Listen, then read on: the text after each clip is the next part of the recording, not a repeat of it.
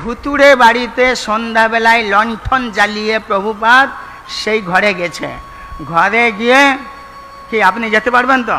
Current নেই, চতুর্দিকে ফাঁকা জঙ্গল, আর সেই ঘরটাতে চেয়ারে বসে টেবিলে লণ্ঠনটা জ্বলছে, ওখানে উনি গীতা লিখবেন, আরও কী সব লিখবেন, জব করবেন, ভালো জায়গা পেয়ে গেছেন নাকি।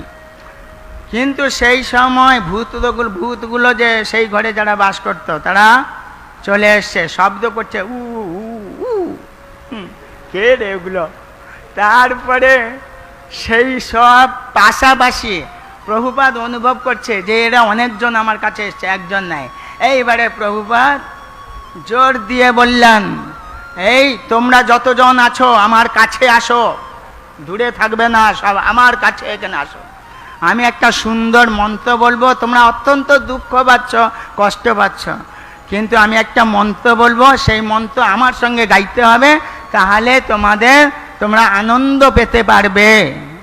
সেই মন্ত্র দেওয়ার জন্য আমি এখানে এসে অপেক্ষা করছি, তোমাদের জন্য এখানে বসে আছি, তোমরা তাড়াতাড়ি আসো।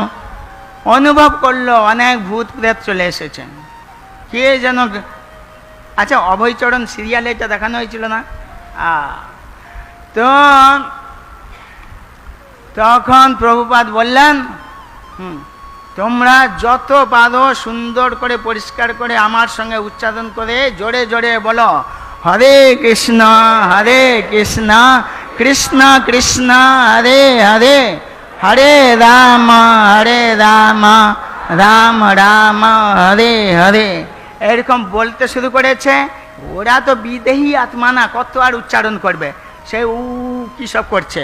তারপরে প্রতিধ্বনিত হচ্ছে দেওয়ালে, ফাঁকা তো ঘরটা, প্রতিধ্বনিত হচ্ছে। এই করতে করতে প্রভুপাদ অনুভব করলেন তারা সব প্রভুপাদকে প্রণাম জানাচ্ছে, আনন্দ পাচ্ছে। হরিনাম শুনে, হরিনাম করে ভূত জীবন থেকে উদ্ধার পেয়ে গেল।